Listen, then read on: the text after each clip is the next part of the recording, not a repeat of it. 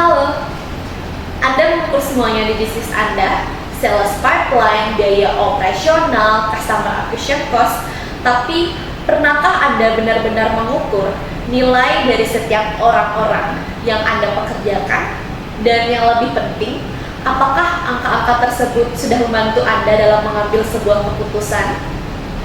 Selamat datang di podcast ekonomi, di mana saya, Linda Aryani.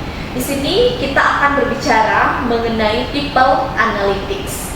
Kita akan fokus pada inti dari analisis itu, yaitu mengenai HR metrics.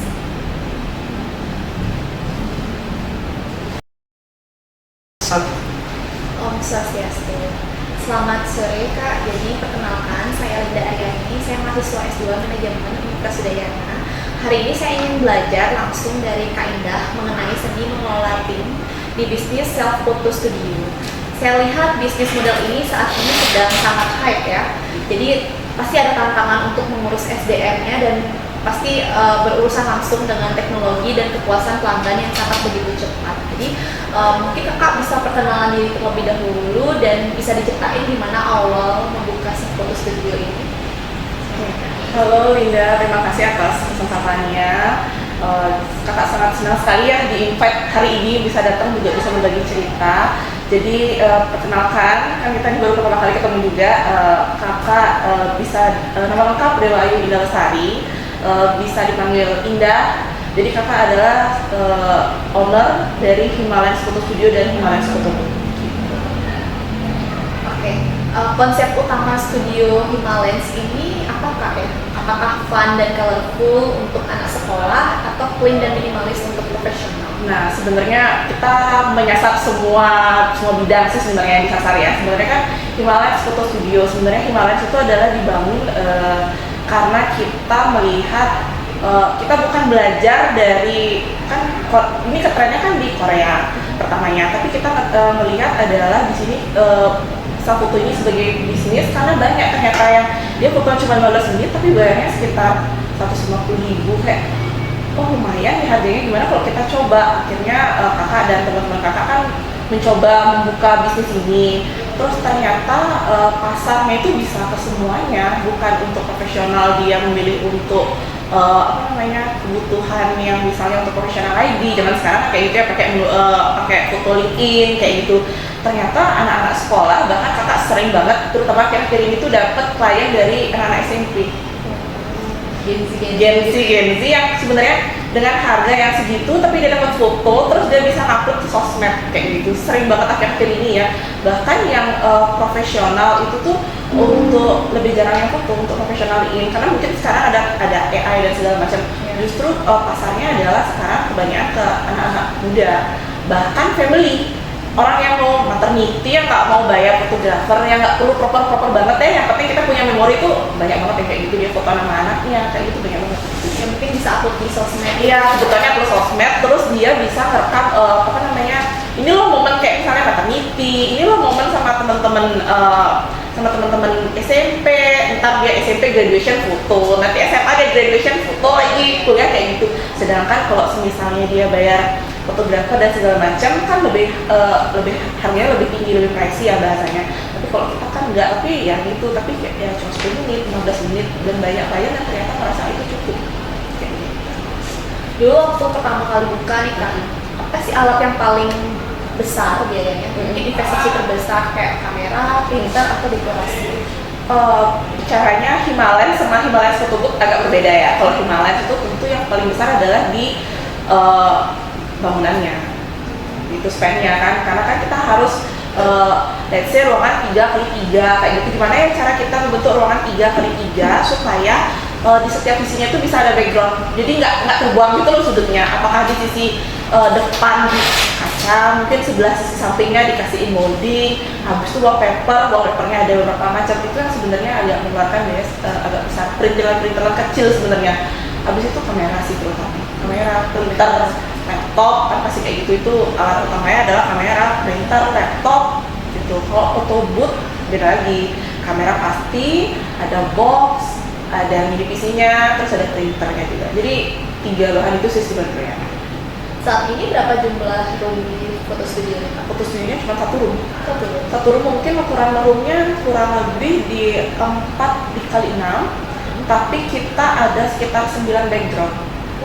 Background, iya makanya jadi bervariasi. Misalnya ada molding, yang molding kan habis itu di depannya itu bisa ditutupin korden. Jadi kalau misalnya orang pakai molding, kordennya tinggal dibuka kayak gitu. Kalau dia misalnya ada iya kayak gitu. Jadi mikirnya kayak gitu. Oh ternyata, tapi itu sebenarnya by doing sih ya, sudah sampai 2 tahun ini itu ada 9. Awal-awal itu cuma ada 4 kayak gitu. Oh ternyata demandnya, permintaannya banyak ya kayak gini, nggak mau monoton warnanya yang bersih clean itu nggak ada, banyak yang minta yang lebih fun kayak gitu. Karena kan itu untuk experience biasanya kayak ini. Apa aja sih properti yang paling unik, yang paling sering digunain oleh pelanggan Kak? Bandung, kacamata, kayak gitu-gitu ada bandung kacamata. Terus kita tuh ada wansi kostum-kostum binatang gitu. Biasanya itu dipakai tidur sebenarnya biar hangat gitu kan badannya, itu dipakai foto itu banyak banget. Ada yang dinosaurus kembung kayak gitu. Pokoknya nggak ada namanya sebenarnya klien-kliennya. Tiba-tiba di fotoan pakai Halloween kayak gitu, jubah Dracula gitu. Pokoknya kita biasanya by tema. Kalau misalnya Halloween ya udah kita sediain tema yang kayak Halloween. Entah itu jubah Dracula, habis itu Natal ya pasti kayak gitu. Cina ada payung Cina kayak gitu loh, kan ada payung yang lucu gitu. Yang penting fun dan bisa mengekspresikan. Iya, experience. Misalnya dia tujuan pertamanya adalah foto yang simple kayak gitu. Oke, kita foto simple. Ntar udah akhir-akhir itu kan udah bosannya foto simple nih. Pasti dah semua propertinya dicobain. Iya, pakai kacamata dia, ganti-ganti kacamata dia, ada yang 2 pakai kacamata tuh banyak kejadian di studio kayak gitu. Kalau sistem booking di studio gimana Kak? Sistem booking itu adalah ada link. Jadi sistem booking itu sebenarnya untuk mempermudah kita menyiapkan di studio aja. Jadi kalau misalnya kliennya datang, backgroundnya udah terpasang. Kita open juga untuk orang yang datang, tapi kan kalau misalnya ya nggak apa-apa dia datang, tapi kalau misalnya dia datang tapi belum siap ya dia nggak apa harus menunggu kayak gitu. Sistem bookingnya ya baik. Kita udah nyediain link tree kayak gitu namanya. Kita pakai set more kalau nggak salah. Jadi diisi udah terbooking, nanti kelihatan, nanti kita follow up pakai WA. Kalau dia mau misalnya booking by DM, dia malas isi link kan banyak kayak gitu. Kita kasih aja juga form kayak gitu, nanti kita yang bantuin ke sistem. Jadi kalau misalnya walaupun dia booking secara DM, tetap kita masukin ke set more. Jadi kan set more itu terintegrasi kayak gitu, jadi semua orang tahu kalau oh ada yang booking di jam sekian kayak gitu. Lebih praktis lah Ya, lebih praktis kayak gitu terbaca. Apa bedanya studio Himalayas dengan studio kompetitor lainnya Kak? Kita waktunya kalau studio lain itu waktu fotonya 15 menitan. Kalau kakak itu maksimalnya bisa di 20 menit. Lebih lama Sebenarnya, tapi ada tapinya nih, ternyata ada kelemahannya. Ternyata orang nggak ada beberapa orang yang kakak rasakan akhir-akhir ini kayak foto 10 menit itu cukup. Kalau di studio lainnya kan masa waktu tuh 15 menit. 15 untuk saya foto ya, kalau kakak tuh dia pasang mentok masa waktu ada 15 menit, terus diatur berdasarkan orang foto. Misalnya dia paket couple 15 menit, grup 15 menit. Nah kakak itu bedain, pertanyaan kakak mikir kan 15 menit ini dapat apa sih? Kalau orang foto kan kayak gitu, kayak masuk bentar, cepet suwet, nggak merasakan experience. Pertamanya kakak mikir adalah kayaknya 20 menit oke deh, orang puas fotoan dengan waktu 20 menit, kayak gitu udah habis lah gayanya bahasanya. Ternyata lama-lamaan ada beberapa klien yang belum 20 menit dia sudah selesai. Kak udah bosan kayak gitu kan ya. Iya yakin Kak, bahkan kita kadang-kadang kasih tambahan waktu kayak gitu Kak, free deh lebih 5 menit nggak apa-apa biar experience di dalam kayak. Tapi ternyata dia bilang Kak 10 menit aja udah cukup. Akhirnya kita berinovasi lagi. Kita membuat tambahan waktu yang dari 5 menit, 10 menit, dan 20 menit. 30 menit juga ada, jadi terserah kalian mau milih yang mana sesuai dengan kebutuhan. Itu sih yang beda, kayaknya di satu lain belum ada yang kayak gitu deh. Karena couple maka ada yang 5 menit, 10 menit, 20 menit. Yang grup ada yang 5, 10, 20 kayak gitu. Keren. Untuk visi misi kakak ke depannya Himalayan Self Photo Studio ini gimana sih? Semuanya kayak gimana Himalayan? Kakak nggak muluk sebenarnya nih, visi misi ke depannya itu yang sebenarnya adalah yang kakak ingin adalah yang studionya tetap ada. Ya enggak, karena banyak yang saat ini adalah dia maksudnya berhenti kayak gitu, nggak lanjut. Karena kan kompetitor juga banyak kayak gitu. Ya kakak tetap ada, kalau tetap ada itu kan berarti berusaha untuk ikut berkembang, ikut Buka cabang baru gitu? Kayaknya buka cabang saya agak kepikiran, karena kakak menjaga kualitas. Betul, kalau misalnya cabang banyak, belum tentu kakak bisa mengontrol semuanya. Itu yang sebenarnya kakak pikir dari awal, itu sulitnya. Dan kerja dengan banyak orang, kakak belum tentu bisa baca keinginan orangnya bisa diajak kerja atau enggak, kayak gitu sebenarnya. Jadi kayaknya kakak pikir kedepannya tetap ada, kita tetap harus bisa improvisasi, apa yang berkembang terus up to date kayak gitu, sama yang paling terpenting adalah jaga kualitas. Jaga kualitas sama jaga kenyamanan dan kepercayaan customer.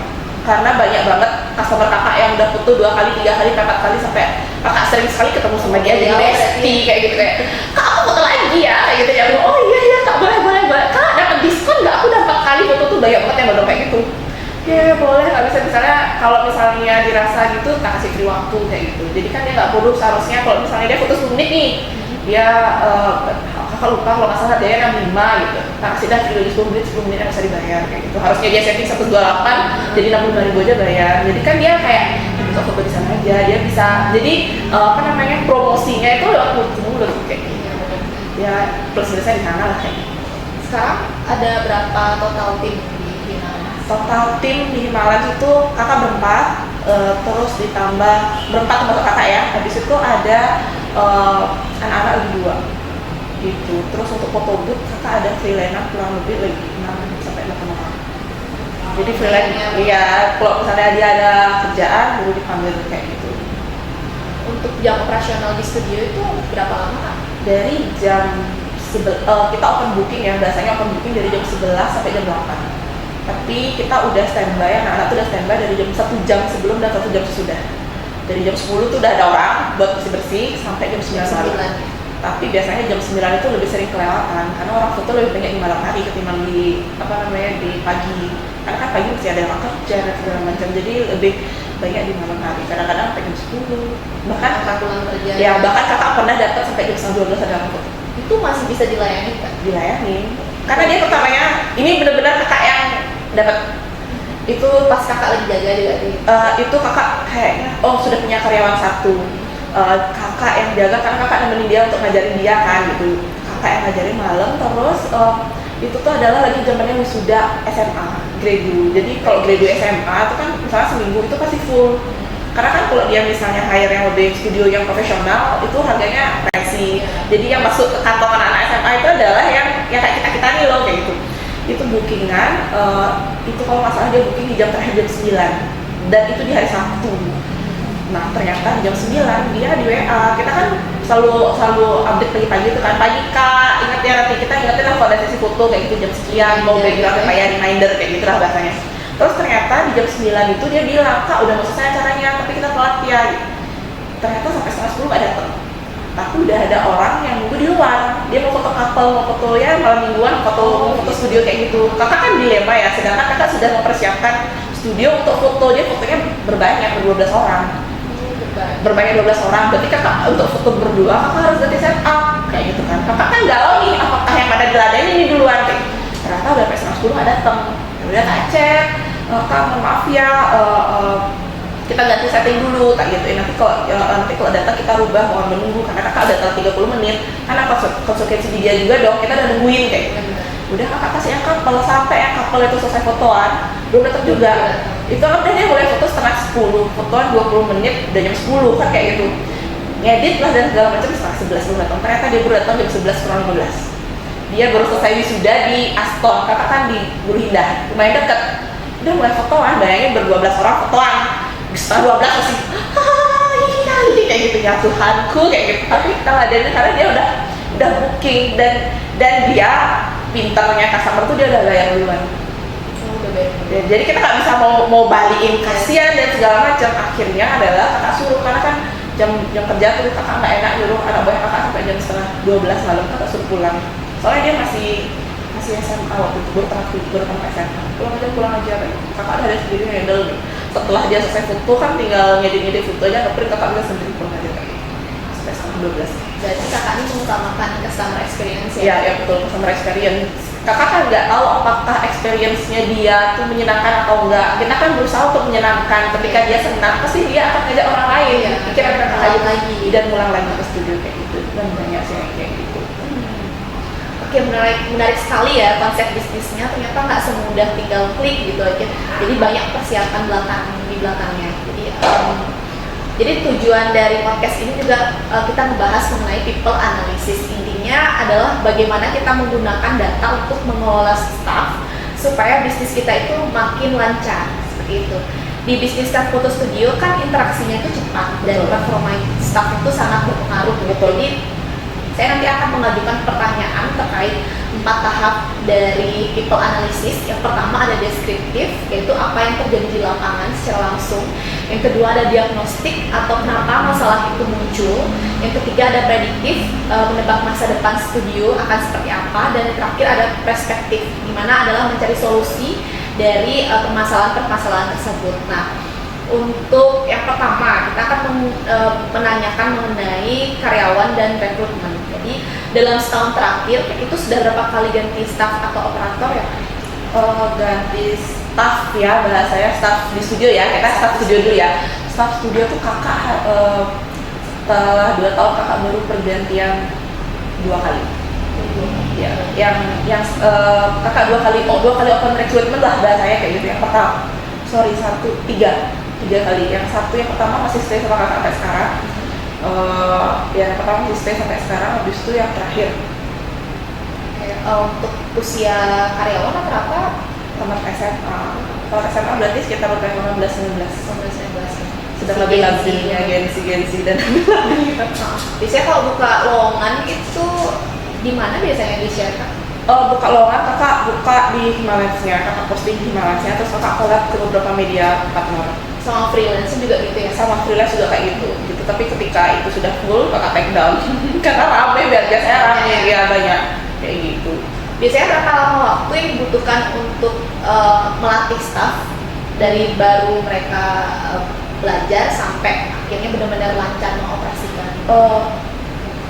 Sepengalamannya kakak itu adalah balik ke orangnya. Menurut kakak, ada yang kakak latih sampai 3 bulan, bahkan lebih dia belum bisa apa-apa. Bahkan yang ada yang kakak latih cuma sebulan, itu pun kakak nggak latih full ya, maksudnya kakak cuma kasih petunjuk.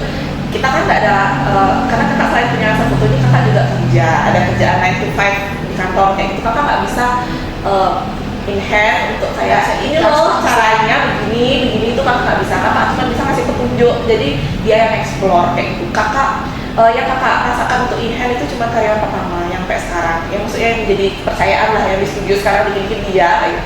Yang lainnya itu kakak karena kakak merasa dia sudah bisa untuk in hand, untuk menjadi penyang tangan.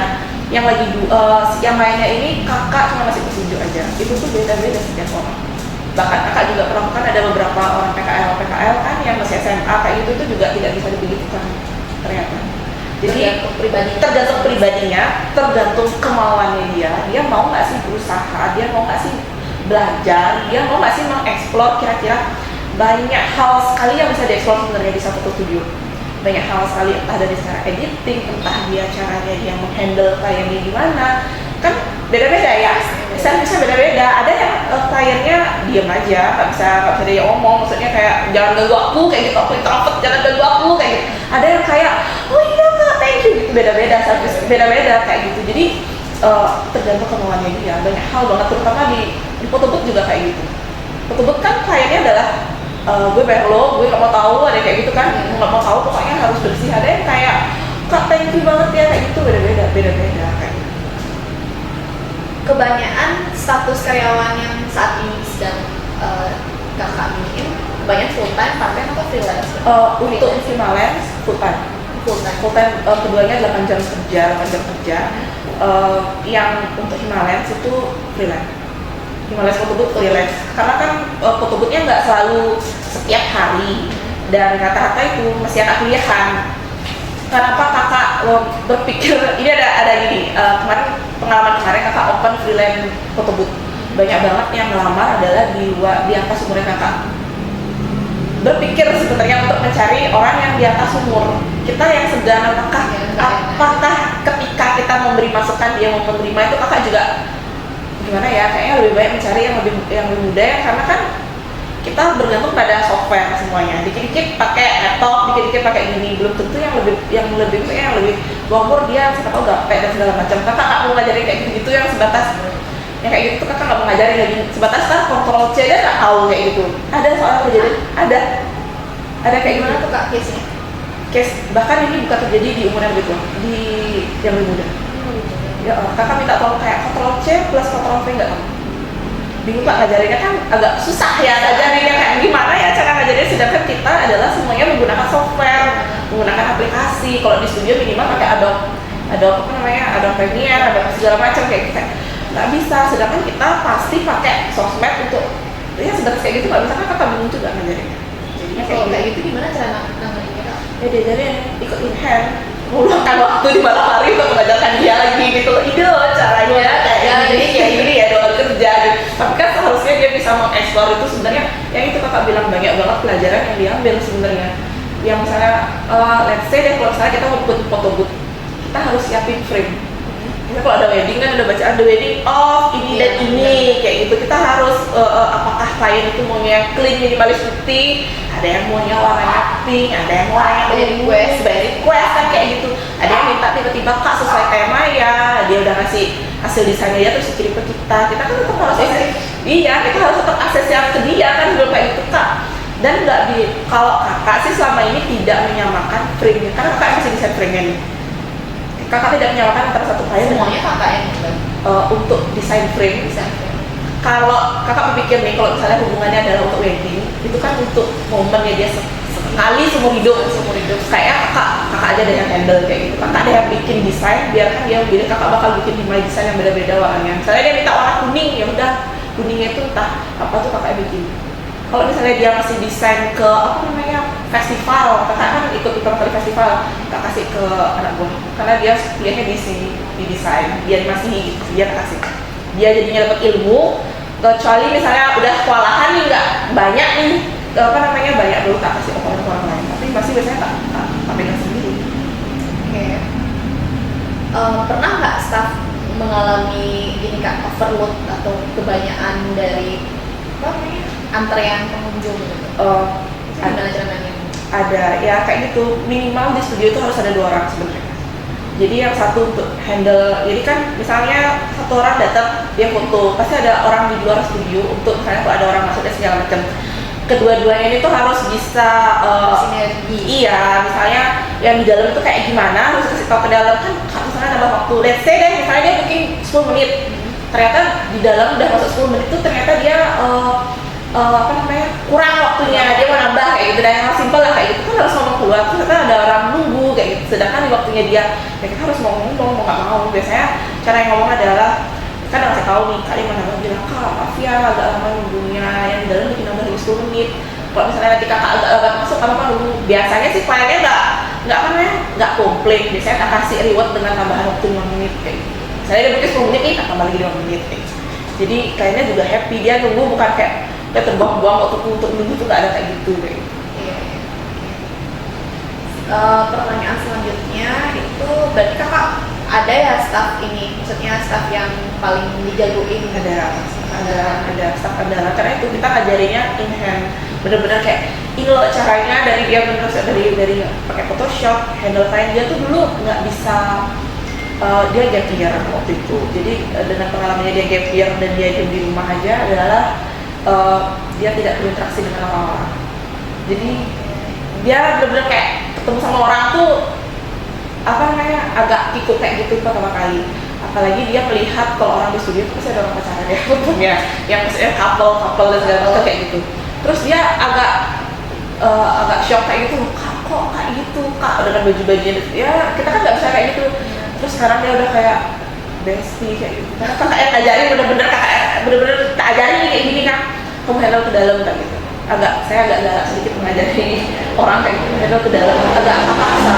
Tapi sekarang dia udah happy dengan dan sering sekali dia say thanks Kak Indah, makasih banyak ya gara-gara Kak Indah jadinya sekarang dia kuliah kan aku lebih gampang ketemu temen, nyari temen kayak gitu dengan pengalaman untuk handle klien di studio kayak gitu. Jadi lebih gampang. Dulu katanya kalau misalnya dia disuruh ke rapat atau misalnya ada ketemu apa gitu, dia kalau sendiri nggak ada teman nggak mau. Sekarang kesana dia udah sendiri, udah kalau nggak ada Kak Indah dia udah tahu cara nyari ngomong pertama kali sama orang tuh udah tahu kayak gitu. Jadi dia udah jadi orang percaya di studio, dikit-dikit sekarang dikit-dikit dia kayak gitu.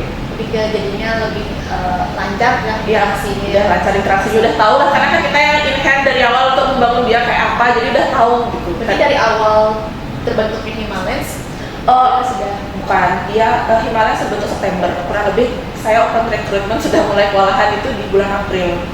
Karena setiap pulang kerja kan jam 5, saya kerja di Kuta untuk ke Bululinda, makan waktu yang kayaknya bukan 30 menit, harus 1 jam karena macet kayak gitu.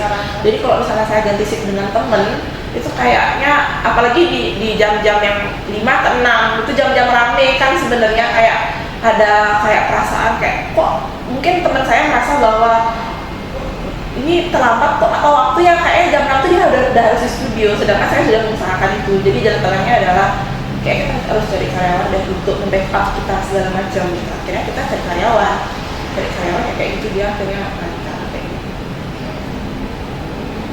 sangat menginspirasi sekali ceritanya Kak Linda. Benar.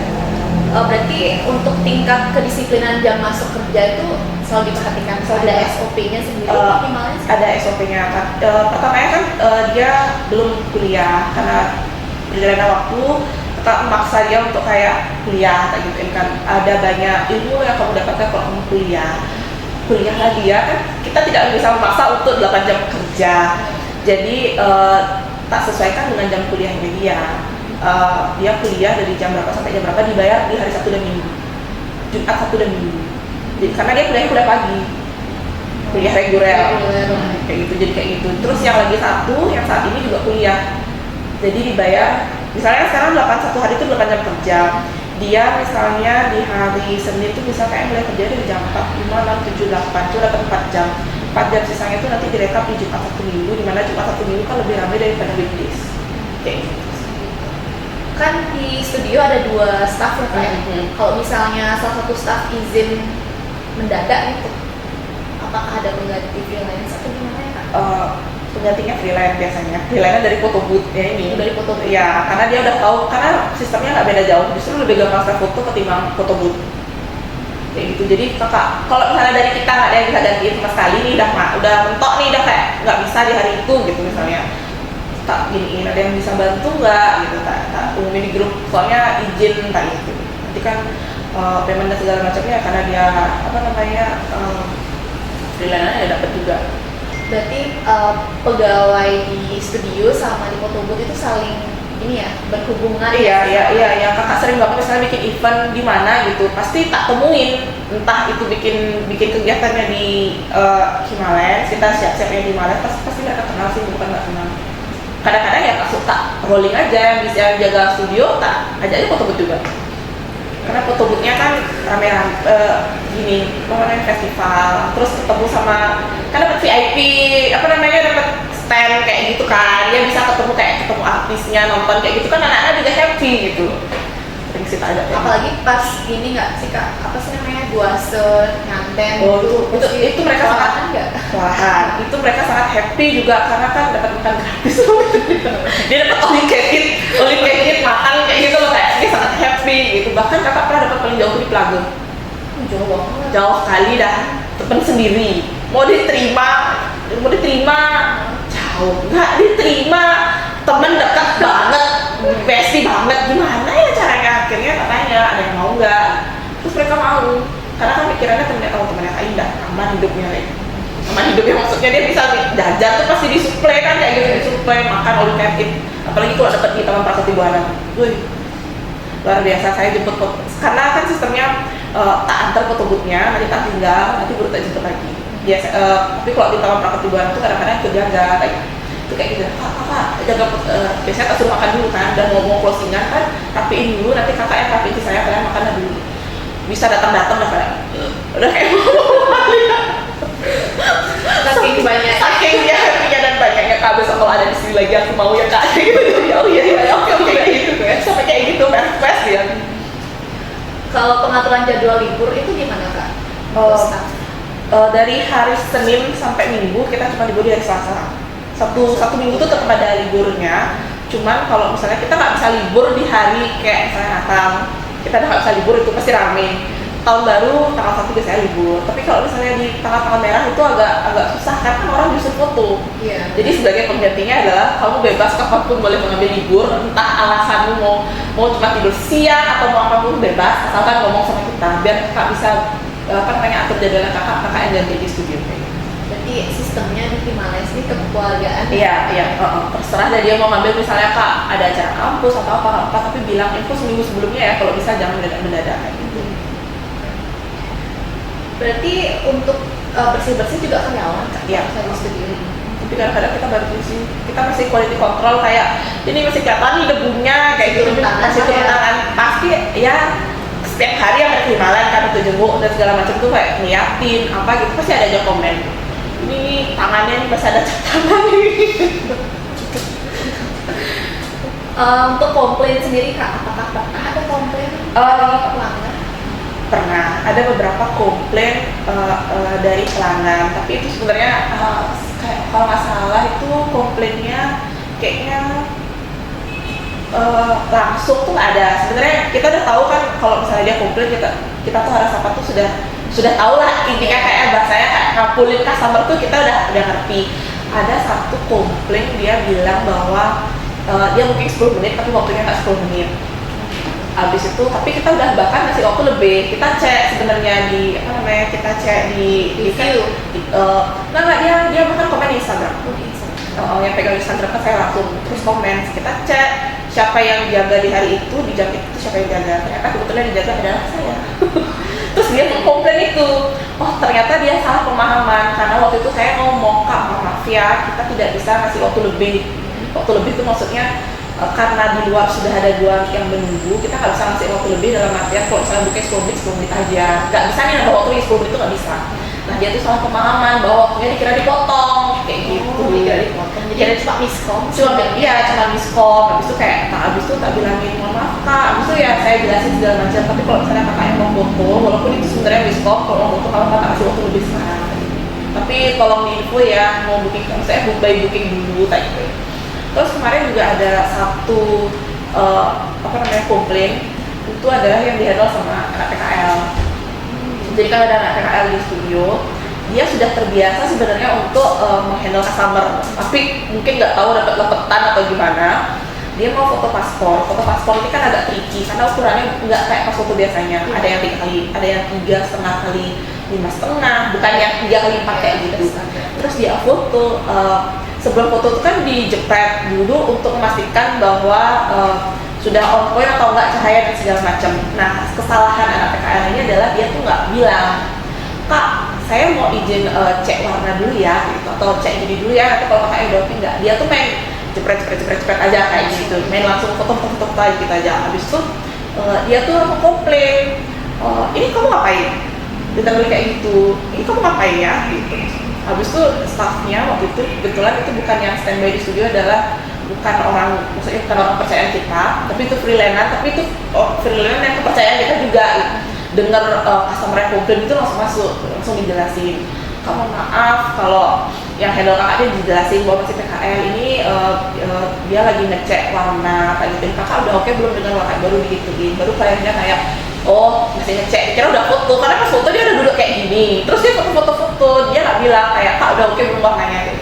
Setelah dijelasin kayak gitu baru dia ngerti, tapi dia lagi caranya nama teriak lagi kayak kak ini kurang terang, kak ini terang lebih kayak gitu. Jadi dia dengan kita juga sesuai dengan isi hatinya dan keinginannya dia, jadi kayak oke dia nggak masalah, nggak ada komplain apa lagi sih. Berarti komunikasi ke klien itu sangat penting. Iya sangat penting. Untungnya studionya kecil, jadi ketika ada komplain di sebelah kita kedengeran, jadi kita langsung bisa masuk kayak oh ya kak gimana. Kalau saya tuh tak kedengeran kan mungkin beda cerita, dia bisa ngambul kayak gitu. Ya, ada juga cerita dapat klien dari Rusia, oh itu tiba-tiba dia foto paspor kayak gitu. Habis itu waktu itu yang jaga juga kayaknya tidak terbiasa dengan foto, dengan itu ada foto paspor dengan ukuran yang berbeda kan, nggak ada template. Nah itu dikomplain juga, kamu nggak bisa nih pakai kayak gini, nggak bisa kayak gini ya. Kita nggak ada salahnya untuk bilang maaf ya kak untuk lama dan segala macam, tapi ngomongnya pakai bahasa Inggris, mereka nggak bingungnya itu aja. Gimana ya cara ngomong bahasa Inggris pakai Google Translate? Kita di kantor nggak bisa bantu kan, pakai Google Translate aja, ketik mau nyapa bacain ke dia gitu. Gimana dong kalau kita, kalau dia juga berusia kan agak susah kayak gitu, dia ngomong gimana dong kok lama ngeditnya segala macam, karena kayak ukurannya agak beda kayak gitu, dia bingung, nggak terbiasa menggunakan Adobe yang baru dan segala macam. berarti nerima ini customer dari luar juga ya? Iya, karena kita nggak tahu banyak kok yang kayak gitu yang dari Thailand, ada beberapa kali satu. Jadi kayak kalau nggak bisa ngomong ya udah kita masuk Google Translate aja. Toh kan yang memilih ada banyak foto studio, dia memilih studio kita gitu ya. Kalau nggak di handle kan kasihan, nggak enak juga. Jadi kayak kalau misalnya kita terbatas sama bahasa ya udah kita ada Google Translate kok sekarang nggak gitu dengan anak. Dari Google review gitu kak, pernah kakak lihat ada nama staffnya disebutin itu gimana dia tidak puas dengan pelayanannya? Sejauh ini sih nggak, masih untungnya Jangan sampai gitu. Reviewnya masih bagus sampai sekarang. Ada saat kemarin itu cuma dia notice adalah AC-nya panas. AC-nya panas, barangnya ruangannya panas, karena sekarang kan jadi dia ngomongnya ruangannya panas karena barangnya banyak, tolong AC-nya lebih dingin. Tapi dia kasih bintang 5 untungnya bukan bintang 1 kayak gitu kan. Berarti kan dia puas dengan experience, tapi kayaknya hal yang kayak harus di ruangannya lebih dingin dan segala macam. Akhirnya setelah tak cek itu terjadi ketika kita mau loading foto booth. Jadi itu dewasa nganten wedding. Jadi kita harus chaos lah ya. Chaos lah ya, di studio tetap buka kan kayak gitu, nggak mungkin mau kita tutup. Sedangkan kita harus loading barang kan. Saya diam di luar langsung ngangkut aja, nggak ngecek lagi. Udah percaya sama anak-anak untuk menyiapkan itu, jadi tinggal ngangkut. Jadi kan barangnya itu udah dipisah sama dia, yang ini berangkat kemana, yang ini berangkat kemana. Nggak mungkin di penyimpanannya itu aja sih di komennya. Terus ada komen lagi yang lain. Keren. Selanjutnya kita beralih ke topik selanjutnya, yaitu mengenai analisis diagnostik atau kenapa itu terjadi. Jadi misalnya nih ada staff yang kerjanya lambat atau saat mengedit atau transfer file itu dia tuh lambat kerjanya. Menurut kakak itu kenapa? Apakah komputernya lemot atau skill komputernya yang kurang? Komputernya lemot kayaknya enggak, karena sudah difasilitasi kan kayak gitu ya. Kita sebelum itu ke anak-anak kita pasti udah ngecek. Kita ngeceknya bukan satu barrier, ada 4 barrier yang harus dilewati, standar A, standar B, standar C, dan standar D kayak gitu kan. Kalau udah lolos berarti anak-anak harusnya lebih gampang makainya, karena kita udah mengalami kayak gitu. Terus ternyata kalau ada menemukan beberapa kasus bahwa dia lambat ngedit ini adalah entah karena dia memang nggak bisa, berarti kan itu kelihatan banget dia nggak bisa kayak gitu loh misalnya, karena ada pengalaman dia lama ngeditnya. Jadi ketika saya datang misalnya ke studio, yang jadi ini adalah saya jadi trigger, kok ini datang kayak gitu. Pasti aku dicek, karena saya adalah orang yang sangat random ya, seperti audit. Karena saya tiba-tiba datang misalnya habis beli es gitu, tiba-tiba gini, edit dong kayak gini kayak gitu. Jadi karena dia takut untuk dibegitukan, untuk takut dicek dan segala macam dan ditanyain, karena saya adalah tipe orang yang kayak, ya kak, misalnya dia ngomong, ya kak maaf kak, saya nggak bisa ngedit. Kenapa kamu nggak bisa ngedit? Saya masih bakal kayak gitu. Terus dia bakal bilang kayak, ya kak soalnya baru belajar. Kenapa baru belajar? Dari sini berapa lama? Kalau misalnya let's say dia ngomong seminggu kayak gitu, saya masih maklum. Kalau misalnya dia ngomong udah 3 bulan kemarin ngapain aja? Ada pertanyaan seperti evaluasi. Iya, ada evaluasi. Apakah saya yang kurang ngajarin atau dia yang terima lambat, kan kayak gitu jadinya. Sering yang terjadi itu adalah yang kemarin yang pertama kali kerja itu yang jadi orang kepercayaan itu adalah dia baru hari pertama masuk udah tak suruh handle klien langsung. Apa nggak deg-degan? Kok sekarang sih dia udah bisa pindah nih, tega banget. Dulu kok dipikir-pikir ya, kok sekarang baik ya sama yang lainnya, dia ngomong kayak gitu. Karena di jam saya kan jamnya sore karena itu udah kerja, jam pagi itu sama teman saya udah kasih pengenalannya kayak, ini loh namanya Photoshop, ini nanti kamu kayak gini, ini caranya kayak gini, ini lihat ya, dikasih lihat, tapi dikasihnya nggak by doing, nggak praktek. Datanglah saya jam 6, kamu tadi udah dikasih ngapain aja kayak, ya kak udah diajarin caranya ngedit, oh diajarin ya udah sekarang praktek langsung. Dan itu udah customer, dia duduk di sebelah kan, ya udah ngedit aja langsung, udah tangannya udah gini ya, nggak apa-apa lagi gitu. Bisa tak bilangin sama kliennya, kak maaf ya, saya lagi training anak baru, tak gitu. Nggak apa-apa kan kak, kalau misalnya kakaknya buru-buru atau enggak, kakaknya gitu ke customer-nya. Kalau kakaknya misal buru-buru, saya ganti edit. Kalau misalnya enggak, apa kan kalau misalnya dia agak lama ngedit, oh iya kak, nggak apa-apa, santai aja ya udah edit kayak gitu.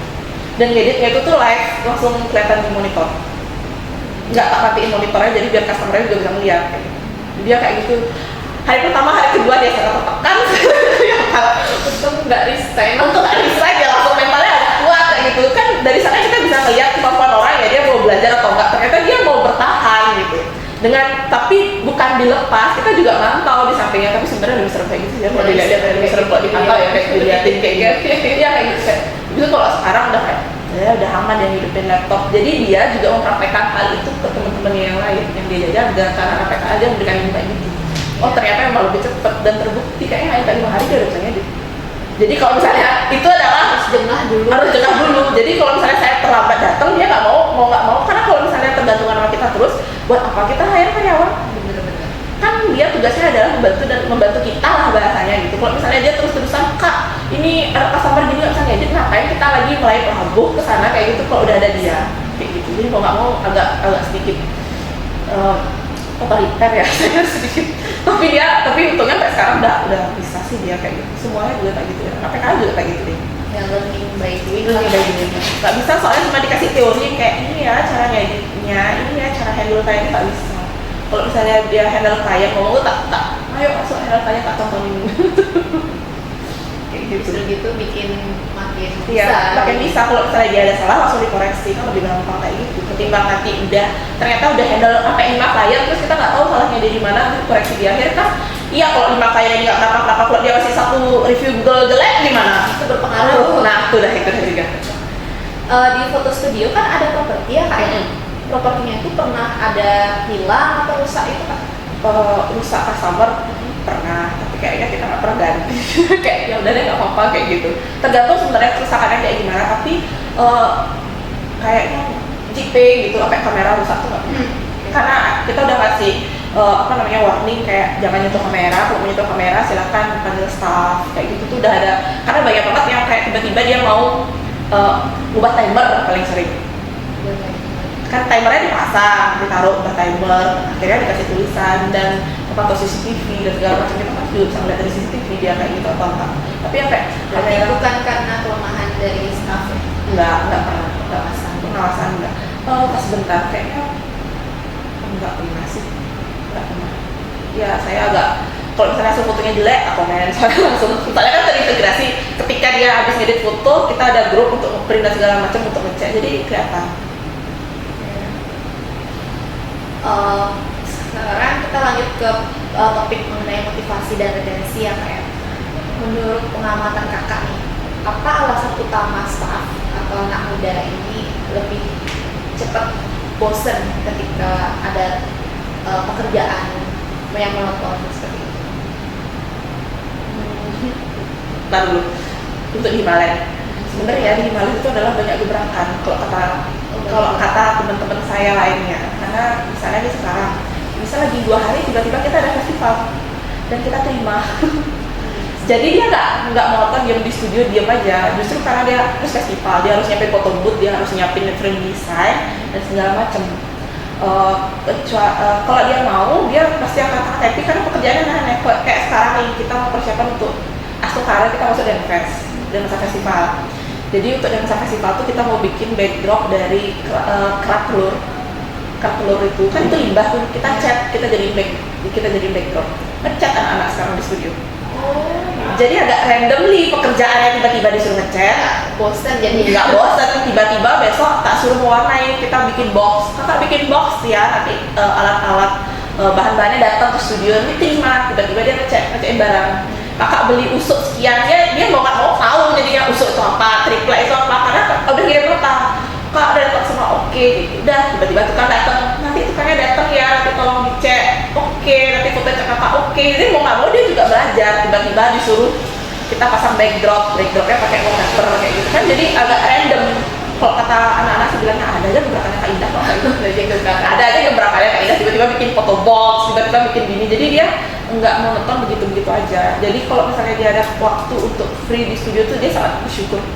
Karena kayak kakak akhirnya dapat nafas, kakak nggak mau bernafas dulu, jangan lari deh terus, kadang-kadang kita diingetin kayak gitu, nafas dulu kak, tenang dulu kak, sabar dulu kak, kapan kakak mau ngambil lagi kayak gitu. Kayak sekarang kan Desember nih, Dewasa Nganten awal tahun, akhir tahun kayak gitu, dia reminder, kak boxnya udah diperbaiki, kak ini dia laporan, karena dia mempunyai prinsip lebih baik kita laporan ketimbang Kak Indahnya tahu sendiri. Karena kalau tahu sendiri, dia bakal, karena kalau misalnya saya tahu kayak gitu, kita bakal nanya, kok bisa kayak gini? Nggak ngecek. Kan setiap hari yang lebih lama waktunya di studio, kalian tahu daripada kakak, kok nggak tahu ada perubahan kayak gini. Nah sebelum dia kayak gitu, dia udah laporan duluan. Jadi dia nggak mati untuk tidak bisa menjawab pertanyaan itu. Jadi dia bilang, Kak, ini boxnya error loh kayak gini. Ya oke, berarti dia adanya kegiatannya di bilang ini. Jadi emang bagus. Itu kan berarti ada kerjaan tambahan ya kan? Iya, iya. Untuk bonus gitu gimana? Ada bonusnya. Biasanya tergantung dari biasanya nilai adalah tergantung dari orangnya. Belum tentu saya pernah dapat komplain dari freelance. Dia merasa bahwa temennya itu adalah dia lebih susah lah secara teori, job desk-nya dia lebih susah. Tapi secara praktek di lapangan ternyata enggak, temennya lebih susah. Kita berempat ngomong gimana ya untuk pembagian segala macamnya. Dan teman-teman juga bilang kayaknya yang itu tidak sesuai di awal. Dia bilangnya ya ini lebih, coba kamu bandingin, dia lebih banyak waktu untuk diem loh. Jadi kerjaannya dia adalah kasir, yang lain satu adalah kerjaannya adalah apa namanya ya, yang bantuin mencet kalau foto booth. Dan itu di dalam ruangan tertutup, kita nggak dapat fasilitas waktu itu dari panitia, nggak dapat fasilitas tenan, pokoknya tidak baik lah waktu itu panitianya.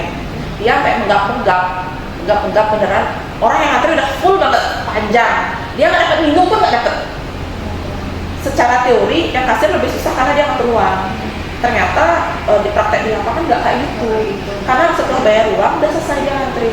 Yang foto kan dia sebagai operator, bahasanya sebagai operator tuh dia nggak datang satu, iya Kak dari dia Kak 1 2 3 udah ditinggal 1 2 3, taranya masuk lagi 1 2 3. Kadang-kadang ada error kayak itu, dia kayak menggap tak lihat waktu itu kayak ikan yang kayak kehabisan nafas. Tak lihat waktu itu kayak kasihan, jadi kayak nggak bisa kayak gitu. Kalau dia mau komplain merasa haknya dia tidak sesuai, silakan komplain ke Kak Indah, ngomongnya kayak gitu.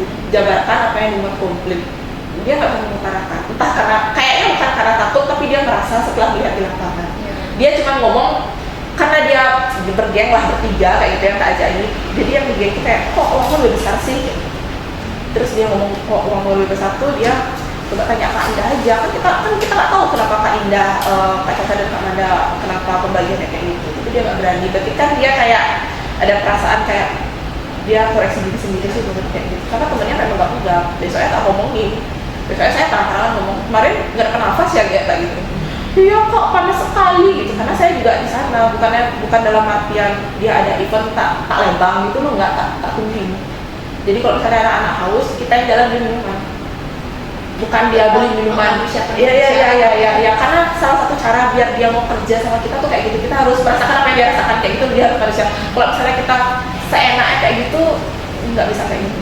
Karena saya bekerja di beberapa tempat, merasakan dibegitukan. Kita akan lebih loyal ketika atasan kita tuh loyal ke kita. Loyal tuh bukan dalam artian uang aja, loyal tuh dalam artian kayak dia peduli sama kita deh, kayak gitu. Kayak sebatas dia lagi haus kan, kita kayak kalau beli minuman kayak gitu, walaupun aku kayak minuman cuma air mineral, pasti dia happy kayak gitu. Karena saya merasakan kerja tuh dibegitukan, jadi kayak dia sama ini sih kayak gitu sih ceritanya.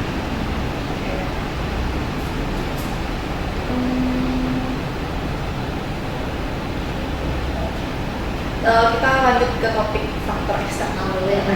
Apakah lokasi di studio itu mempengaruhi semangat kerja mereka? Jauh dari rumah atau macet? Studio faktor mempengaruhi dia apa tadi? Mempengaruhi dia semangat untuk kerja. Iya sih, tergantung tempat sebenarnya. Kalau foto booth sangat berpengaruh. Sangat berpengaruh. Dia eventnya di mana.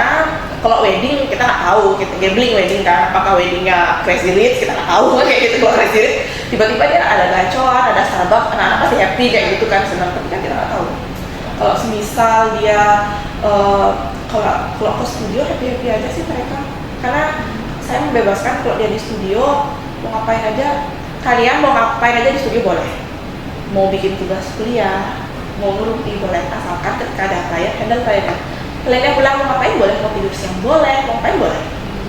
Karena kan terpantau dari CCTV juga nih, ya bisa ngecek, jadi bisa ngecek juga gitu. Mau tidur siang, misalnya dia capek pulang kuliah, mau tidur boleh nggak? Kita nggak ngomel-ngomel bukan tidur kayak kamu ngapain sih tidur siang, enggak. Tapi ketika itu terjadi ada klien, ya pasti ya sepantasnya ada sih menurut. Kalau misalnya mau tidur siang silakan, mau kerjain tugas silakan. Tapi handle aja kliennya, yang penting ada orang di studio handle kliennya dengan baik, sisanya udah aman. Nah dalam menghandle klien itu apakah pernah staff yang kakak mungkin ngerasa down gitu, tiba-tiba ketemu klien yang cewek atau Itu gimana? sering banget, pasti dia cerita ketika kliennya pergi langsung WA wes. Ketika kliennya sudah pergi, kan kita tahu nih siapa yang pergi, dia masih cerita, kak tahu nggak tadi kliennya cewek kali no, kayak gitu. Dia bukan bahasanya Terbuka lah ya. dia terbuka, ya bukan dalam artian dia takut nggak gitu, nggak, udah kayak kak cewek kali kayaknya tadi, kak aku tadi nggak bisa, kak tadi aku ditanyain kayak gini. Dia terbuka sekali, karena ketimbang kita membuat jarak kayak kamu bawahan atasan itu, kayaknya kita nggak tahu deh dalamnya kayak gimana. Dia bisa aja nyembunyiin sesuatu, kan lebih baik kayak gitu. Dia pasti bakal cerita, kak cewek kali tadi tahu kak 10 kali dia minta dijelasin ulang. Itu sering kali ya gimana ini namanya orang kan juga beda-beda gitu. Tapi tangannya dia berpikir, oh iya kita kan nggak bisa menyamakan persepsi bahwa ada orang yang langsung ngerti, ada orang yang nggak langsung ngerti. Bahkan saya pernah dapet klien, dia foto keluarga lagi hamil, anaknya yang maternity, anaknya mau foto berdua sama suaminya. Saya disuruh gendong anaknya. Itu lucu banget. Beneran kak pegangin anak saya mau foto berdua dulu sama suami saya. Bentar aja. Kan kita nggak bisa bilang, oh kak nggak bisa, kan nggak bisa bilang kayak gitu ya, nggak bisa kak. Gitu kan tiba-tiba, oh iya kak nggak apa-apa, saya nggak pernah ngempuh. Tiba-tiba lihat cermin itu siapa, itu banyak banget hal random kayak gitu. Jadi tak kasih tahu anak-anak juga, kita juga kasih contoh, nggak bisa kak kita, kecuali kita memang benar-benar nggak bisa baru bilang nggak. Tapi kalau sama itu bisa ya apa. Kadang-kadang banyak kok misalnya dikasih tip kayak gitu, anak-anak ambil aja tipnya nggak apa-apa, kan itu kalian yang service, jadi dia happy kayak gitu. Kalau misalnya dapat service bilang kok kak tadi dikasih uang buat kita ya, oke bagi aja berapa aja di sana, nggak apa-apa. Jadi dia happy juga kalau dapat kayak gitu. Jadi dia tidak merasa effort yang dikeluarkan itu tuh nggak sia-sia. Itu dia kita menghargai sih kayak gitu. Oke, pertanyaan selanjutnya itu topik mengenai analisis prediktif atau apa yang akan terjadi. Jadi menjelang musim wisuda atau liburan itu kan pasti akan ada studio penuh ya kak, yang pelanggan customer itu bakal ramai. Itu gimana cara kakak mengatasi antrean? Pasti udah baik booking, tapi yang terjadi adalah ketika wisuda. Nah kalau wisuda jamnya selesai kan random ya, ada yang tiba-tiba dia mungkin jam 3 ternyata selesai jam 1, dan selesai jam 1 ternyata selesai jam 3 kayak gitu.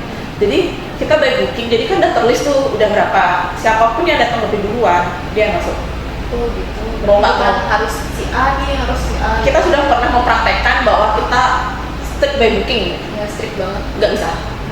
Nggak bisa, karena kita kalau pakai strict by booking malah semakin penuh studionya. Kebalikannya, karena misalnya dia booking jam 2, 3, 4, karena di jam bookingnya kan 2, 2.30, 3 dan segala macam. Kalau semakin di misalnya kamu klien nomor berapa jam 2 gitu misalnya, ya udah kakak harus foto jam 2. Misalnya dia datang lagi, kak aku baru selesai sudah deket, saya duluan, ternyata dia booking jam 4. Kan kayak bisa nggak yang jam 2 aja ditukar, kan nggak mungkin nih ngomong kayak gitu kan nih. Akhirnya kalau kita strict, awal-awal tuh strict, ternyata trennya lebih panjang, pulang juga lebih malam. Akhirnya beberapa hari kemudian tuh kita bilang kayaknya kita siapa yang datang duluan dia datang aja, udah coret. Kalau misalnya masih, pokoknya kita selesaikan apa yang ada di depan mata dan duluan, bahasanya kayak gitu. Dia datang, kakaknya bikin jam berapa? Oh jam 3, terus kita ngomong jam 3 udah kosong ya, nggak ada orang, kalau misalnya mau masuk lagi oke. Kalau nggak, karena fotonya cuma 10 menit, 15 menit, dalam 1 jam itu kan masih bisa dijual lagi. Dia selesai foto langsung tarik dia keluar, nggak usah isi beres-beres lagi, karena biasanya kan foto nih datang jam 3. Ada yang beberapa foto studio itu adalah datangnya jam 3 mulai langsung foto. Kita enggak, kita kasih dia waktu prepare, ada ruang ganti segala macam, yang on point lah bahasanya, baru mulai foto, baru mulai timernya. Kita kalau udah rame kayak gitu nggak bakal kayak gitu. Kasih lah waktu dia prepare, kan dia baru datang masih mau nafas ya kayak gitu, biar dijek lah dia dulu kayak gitu kan, biar on point semuanya, baru mulai foto. Dan selesai foto tuh udah nggak bisa lama-lama dalam sendiri langsung tarik, masukin yang di luar, masuk kayak gitu. Langsung gitu, itu lebih efektif. Lebih efektif seperti itu setelah ternyata by booking kayak gitu. Kalau kita strict by booking kayak gitu misalnya, apalagi udah penuh sampai jam 10 kayak gitu. Saya adalah orang yang paling sering masukin di pertengahan.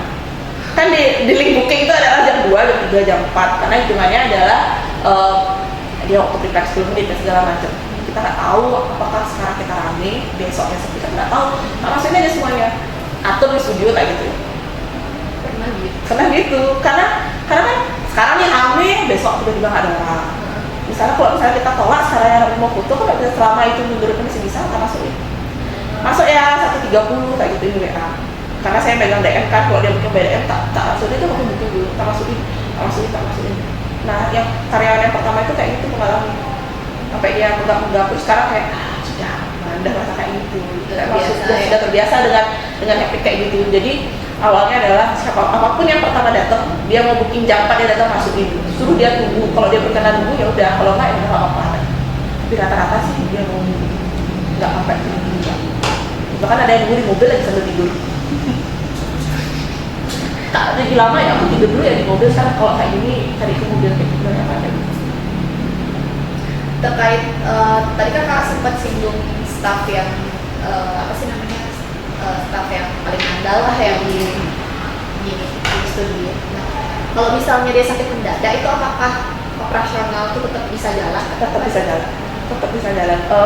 Kita ada beberapa pilihan, misalnya let's say yang ternyata yang dia kan jam operasionalnya sore baru mulai.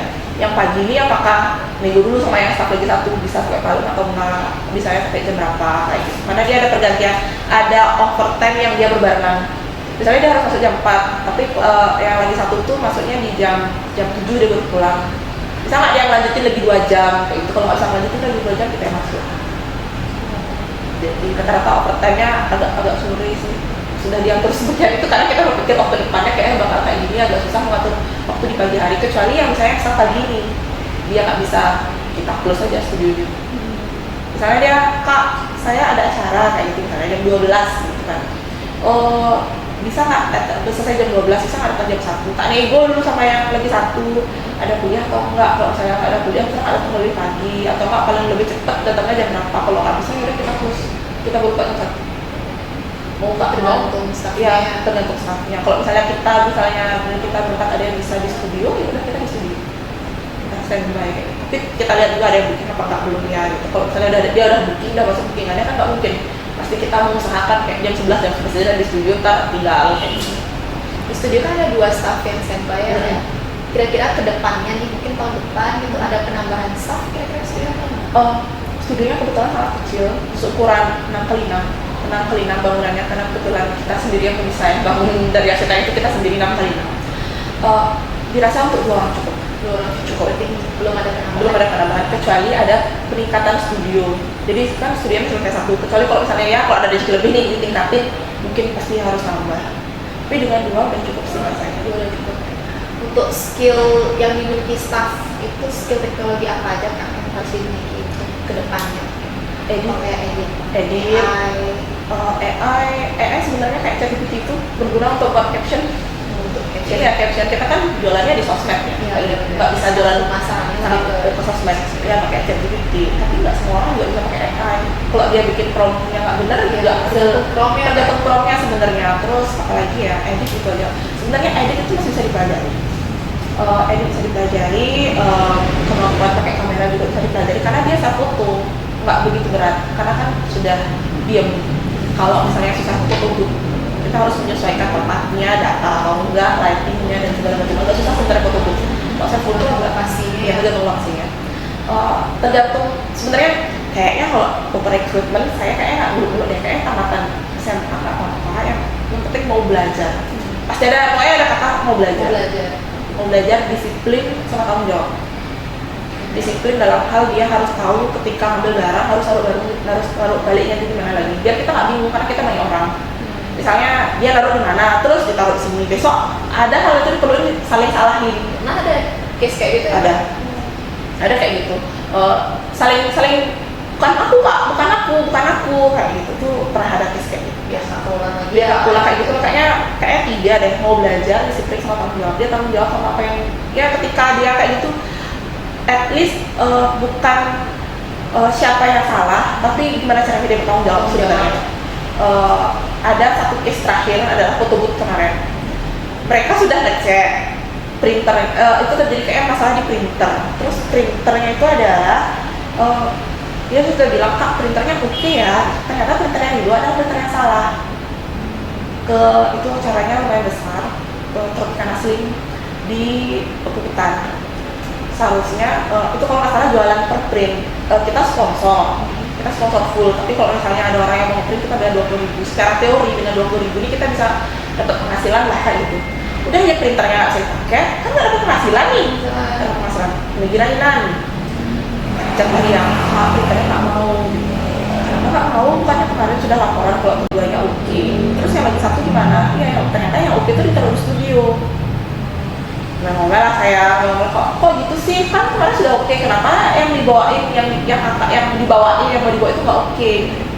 Ternyata dipikir, ternyata kemarin tuh kedua-duanya udah dicek oke, tapi ternyata setelah di lapangan nggak oke. Lebih, let's say bertanggung jawabnya kayak, kak maaf ya, kita kemarin udah ngecek semuanya, tapi ternyata masih ada problem. Udah segitu aja nih, nggak marah-marah, nggak kok lagi, karena ya mau gimana lagi, orang udah berjalan kan kayak gitu. Saya juga udah berusaha untuk ambil perintah pengganti pagi-pagi itu jam 8 pagi kak, jam 5 pagi itu saya udah harus ke Puputan. Namun paling nggak ada jam 8 pagi nih, jam 5 pagi udah di Puputan, udah setting, jam 7 dilaporin kalau misalnya itu barangnya nggak ada, dan itu di hari Minggu mau galungan. Udah nggak bisa ngapa-ngapain kan, lagi belanja nih, karena kan pikirannya habis dari sana, dapat belanja nih nemenin orang tua, itu dilaporin printernya nggak mau hidup, terus nggak bawa kunci di studio. Ya dia berarti kan harus makan waktu, tak jelasin besok-besok bisa nggak tolong dicek, kalau kayak gini kan mereka juga mereka tuh ada perasaan happy ketika dapat jualan banyak gitu. Ketika dapat jualan tuh mereka juga sedih kayak gitu, dia ada perasaan kayak gitu. Terus kalau kayak gini kan makan waktu ya, kakak bawa kunci, kakak harus ke studio dan segala macam, semuanya minta maaf. Kami minta maaf ya, kita nggak ngecek double, ada kesalahan, seharusnya itu sudah dicek 3 orang yang ngecek, bahkan ketiga-tiganya itu lolos ya kakak nggak masalah, udah berlalu kan kayak gitu, kakak nggak masalah udah baru, tapi tolong besok jangan kayak gitu lagi. Ada tipe orang juga ya, dia nggak masalah tapi itu kesalahannya di dia. Pernah ada pengalaman kayak gitu, itu di Kelungkung lokasinya, Pas lagi foto booth sama kejadian jam 6 pagi dan saya harus kerja di jam 9, jadi harus bangun jam 5 kan, dia standby jam 6 di Kelungkung. Ketika sampai di Kelungkung ada lampu lighting nggak di bawah, kayak caranya lo foto sudah ada lampu lighting gitu kan, nggak apa-apa sih sebenarnya ada matahari kayak gitu, tapi kan masa kalau bikin video nggak isi lighting kan aneh. Tak telepon orangnya, nggak angkat telepon dan segala macam, mau nggak mau ambil keputusan untuk pulang balik, ngambil itu buat nonton itu aja. Kalau pakai Gojek tadi apakah ada Gojek atau enggak, staffnya yang balik. iya, tak ajarin tanggung jawab kan kemarin yang preparing. Karena kita sebelum dia oke tuh kita udah nanya 3 kali, udah oke kan, udah merasa oke kan, aman kan, ya kak aman, tapi ternyata kayak gitu. No man, ini sengaja yang membantuin kakak sampai kayak gitu bahasanya kadang-kadang. Karena kakak kan harus jam 9, karena kayaknya saya udah sounding kalau hari itu saya lagi ada deadline di kantor, nggak bisa bolak-balik, nggak bisa standby lama, tolong disiapin dengan baik, karena sebelum itu udah ngomong kayak gitu. Jadi kakak udah selesai di sana jam 6 balik, kan dapat spare waktu untuk tenang ya di rumah, itu tuh nggak bolak-balik. Ketika saya udah mau ngambil, terus dia bilang, kak aku aja yang mendukung. Padahal eventnya nggak lama setengah hari, tapi kan tanggung jawabnya dia. Jadi Kak Indah tipe yang staff tuh harus bertanggung jawab. Iya, harus tanggung jawab kayak gitu. Jadi kalau misalnya dia nggak tanggung jawab, terus ke kita lagi ujung-ujungnya kan buat apa kita nge-hire lagi kayak gitu, mending ngerjain sendiri dari awal kayak gitu.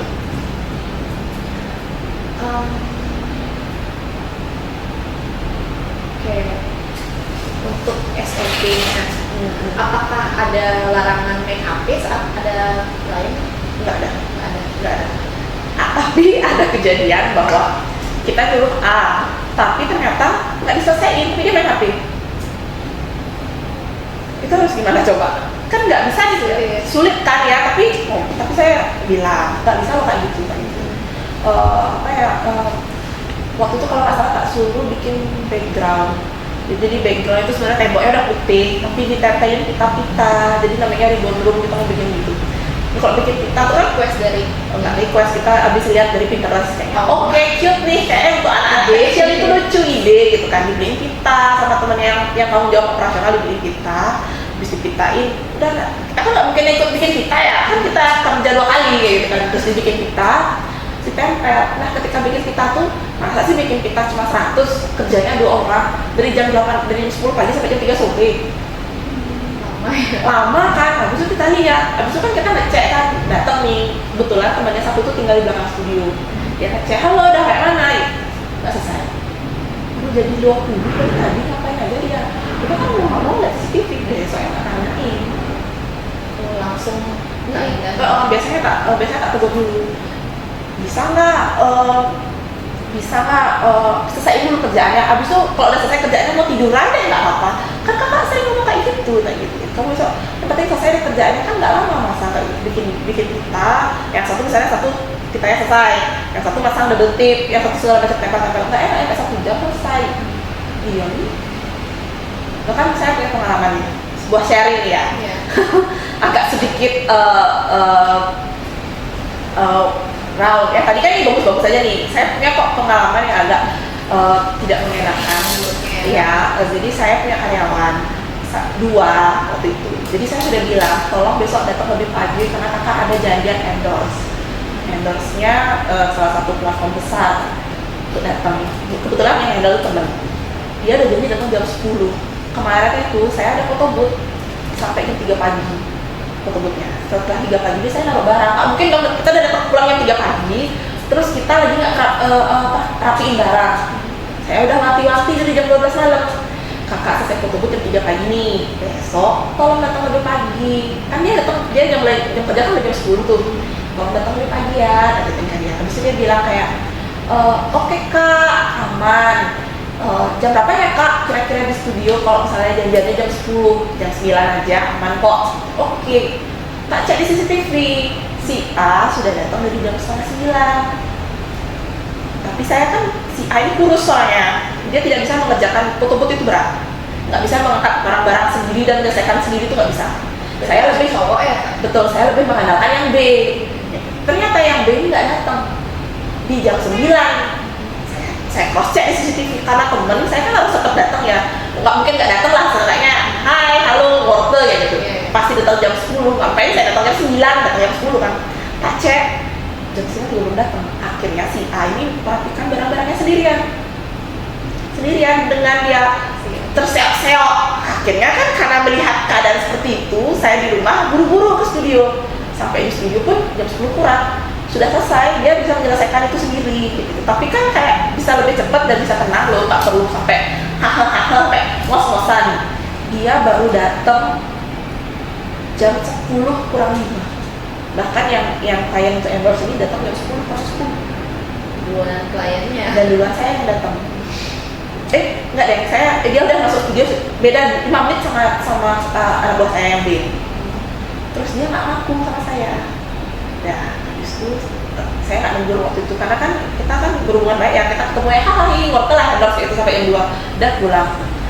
Besokannya kita ada meeting evaluasi bulanan kan, dia nggak sengaja nyebut bahwa dia menyalahin si A gitu.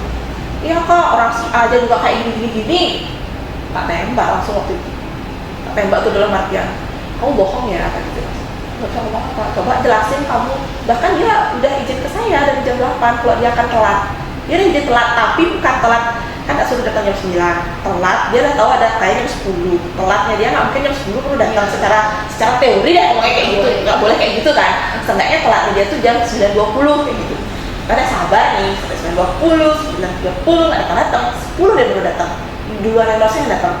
Gimana perasaan saya meledak waktu itu hari itu, akhirnya waktu yang udah nggak tegur karena dalam artian, oh yaudah mungkin sekali, 2 kali, 3 kali masih kayak gitu. Jam kerja yang 10, datang lebih kayak gitu.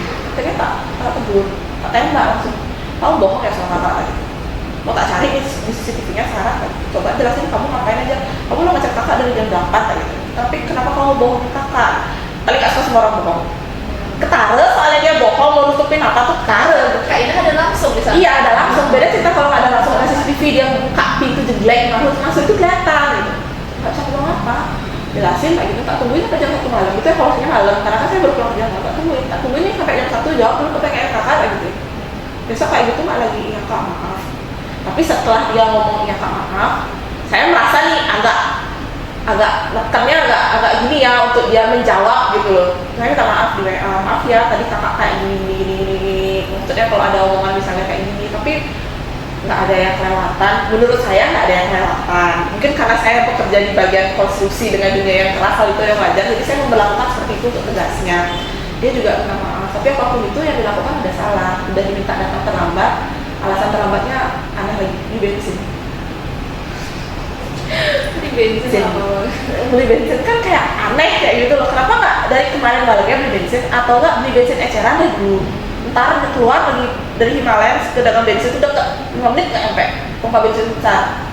Agak aneh, jadi kayak kayaknya setelah itu kita cek lagi karena ketahuan satu dia kayak gitu nggak lagi kayak ternyata iya dia kayak gitu. Untuk menangani staff kayak itu gimana? Kayak evaluasi tak bilang kalau kamu masih kayak gini terus-terusan kakak nggak bisa perpanjang kayak gitu. Sekarang tergantung kamu, kakak kasih kesempatan berubah. Alasannya paling sering adalah bikin konten. Anak-anak kan tak wajib bikin konten. Kita hidup sekarang di dunia perkontenan kak. Konten kreator cepat sekali. Kalau dia misalnya mau belajar Himalaya, dia bisa dipakai percobaan loh untuk bikin konten. Kalau kamu mau hidup dengan dunia perkontenan, konten itu bukan berarti kita yang harus show atau kita bisa bikin media. Itu kan ya bisa kayak let's say info dan pasar kayak gitu kan bagian repost. Itu kan ada uangnya juga kalau mau bikin. Kita ajarin kayak gitu. Terus alasannya adalah kak nggak ada inspirasi. Terus kak bisa bantu nggak? Sekali 2 kali bisa kak bantu, tapi kalau terus-terusan kayak gitu kan namanya manja ya namanya. Padahal di TikTok tinggal cari aja jasa foto studio Natal keluar. Kita tinggal bikin recreate aja kayak gitu. Nggak usah plek-plek sama, kita cari aja adaptasi mainan di studio selesai. ATM lah ya kan? Iya. Mati tidur, Iya. modifikasi. Iya, nggak usah seribet-ribet itu. Bahkan bikin caption pakai ChatGPT itu nggak bisa. ChatGPT kan minta tolong buatkan saya caption dengan bahasa yang menggait, kan bisa dibuat kayak gitu, nggak bisa bikin caption. Kalau kadang-kadang nyetor caption kayak gitu kan sebelum dia ngupload pasti nyetor kan, tak komen, nggak bisa bahasanya ChatGPT banget kan. Karena kelihatan itu kayak robot gitu yang kerja. Iya. Bukan dari kita, nggak ada sisi humanis manusia itu nggak ada. Jadi orang kalau membaca tuh ya apa sih ChatGPT kayak gitu, ngerasa kayak gitu kalau masuk ChatGPT banget kayak gitu. Itu sih sebenarnya. Betul. Banyak kok menemukan orang-orang yang seperti itu. Berbagai macam kepribadian lah ya. Kepribadian kayak gitu. Kalau misalnya kita ngelempem kayak terima aja, nggak bakal jalan. Harus ada satu orang yang memang kayak agak galak. Saya kebetulan tuh saya. Korbankan di framing menjadi yang paling galak. Ambil ya? Iya. Nggak boleh. Lagi 3 menit. Oke. Tadi kan Kak cerita tentang setiap bulan itu ada meeting atau evaluasi tim ya. Jadi apa sih topik yang paling sering dibicarakan? Mungkin mengenai staff-staffnya itu. Kita pasti bahasa operasional. Biasanya kita menurun atau enggak. Kalau misalnya kita menurun, apa yang kira-kira kita bikin promo apa? Saya nggak bisa memberi masukan, maksudnya dengan kita aja berdiskusi. Kita perlu insight anak-anak muda yang lebih muda daripada kita yang maksudnya nge-scroll TikTok. Saya nggak tahu kalau ternyata saya foto itu adalah trennya sekarang pakai topi cowboy, itu nggak tahu. Topi cowboy. Iya, anak-anak tahu loh. Anak-anak yang ngasih masukan, kak yang lagi ngetren topi cowboy loh, beli dong. Kita nggak tahu kayak gitu bahkan. Terus ternyata kita pakai, kalau menurut kita bandul tuh yang lucu tuh yang isi gini apa namanya kayak kelinci kayak isi telinga kayak gitu. Ternyata menurut mereka kayaknya beli bahan lebih polos deh. Itu banyak diminati. Kita nggak tahu kayak gitu. Itu lebih ikat kayak gitu.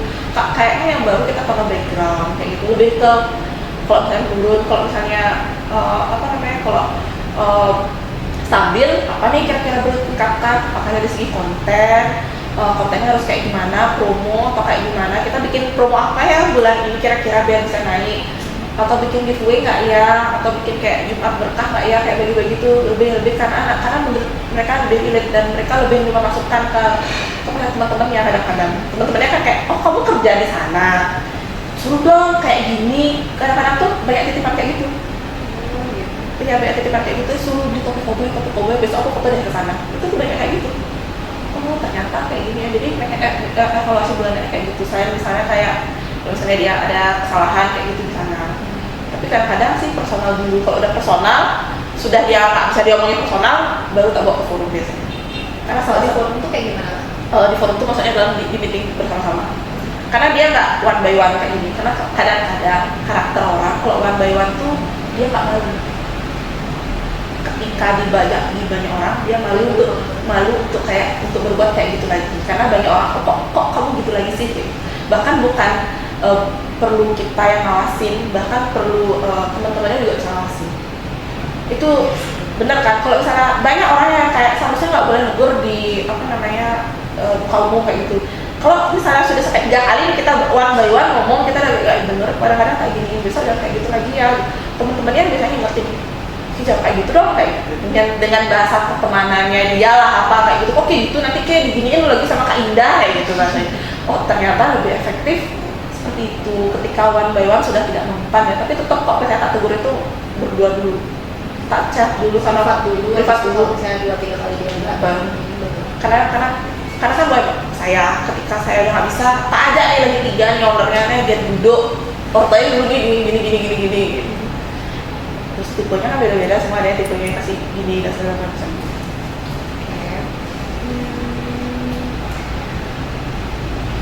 Ya, pertanyaan terakhir deh Kak. Boleh. Satu perubahan besar apa yang Kakak ingin lakukan terhadap tim setelah diskusi panjang ini? Apa ya, kira-kira ya perubahan untuk tim ya? Tim Himalaya. Tentunya saya pengen tim saya lebih gemuk lagi. Dengan lebih gemuk berarti kan lebih gemuk, lebih banyak event pada karya bahasanya. Saya pengen banget untuk ngajak orang gabung ke saya, karena menurut saya rezekinya ini juga titipan buat orang lain, nggak untuk saya aja. Karena itu sih untuk timnya, karena selama ini yang saya rasa komunikasi dan lain-lainnya sudah berjalan sesuai dengan apa yang prosedurnya, ekspektasi yang dibuat, apa yang itu sudah sesuai berjalan dengan apa yang dibuat. Tapi kan apapun itu by the way semuanya, kita nggak tahu kedepannya akan seperti apa. Tapi apapun itu saya pengen timnya gemuk dalam artian kita bisa solid kayak gitu, lebih walaupun sekarang sudah solid bahasanya lebih solid lagi kayak gitu, dan banyak orang-orang baru, karena orang-orang baru itu bisa insight tim saya yang saya percaya hari ini mungkin 2-3 tahun akan pergi, nggak mungkin, karena saya juga sering bilang ke anak-anak saya kan anak-anak yang banyak anak-anak gitu kan masih tamat SMA soalnya, sedangkan gapnya 7 tahun di atas terus dia kamu nggak boleh kerja di sini terus-terusan, kalau kamu mau berkembang pindah. Jadi ini betul rasakan. Saya selalu bilang kayak gitu sama anak-anak, karena kalau misalnya dia di sini aja stuck, karena saya juga begitu kan. Awal pertama kerja digituin, pindah kamu masih muda, jangan kamu kerja di sini aja, kok bisa terbang. Jadi kayak kenapa ya disuruh terbang? Dulu kan ada pikiran kayak gitu. Saya udah nyaman kalau kerja di sini. Jam kerja waktu itu kalau nggak salah jam 10 sampai jam 5. Gimana ada orang mau kerja jam 10, orang-orang jam 8 kayak gitu kan. Ternyata pengalamannya banyak dengan kayak gitu, kayak gitu terbang kayak gitu. Jadi di sini betul loncatan kayak gitu. Pasti ada orang baru dan segala macam, ada kisah baru, terus ada pengalaman baru lagi. Jadi biar makin dulu makin banyak berisi, makin banyak berisi kan ada rezeki untuk orang lain. Nggak harus banyak, tapi kan ada yang bisa dibagi. Luar biasa sekali ya. Jadi terima kasih banyak Kak Indah sudah sabar menjawab satu persatu pertanyaan saya. Saya jadi paham betul ya mengenai bisnis self photo studio itu bukan cuma soal kamera bagus, tapi soal manusia yang menjalankannya. Jadi semoga self photo studio dari Himalaya ini semakin hits dan semakin berkembang pesat ke depannya. Dan alatnya juga awet terus dan timnya juga makin solid. Terima kasih banyak Kak. Ditunggu kedatangannya Himalaya ya. Untuk teman-teman semua yang mau self photo studio yang lagi hype sekarang ini boleh sangat. Tapi kalau mau booking bisa di DM aja Himalaya. Soalnya megang DM Himalaya saya masih ngecek semuanya. Siapa dapat promo ya nanti. Langsung aja cek IG ya. Oke.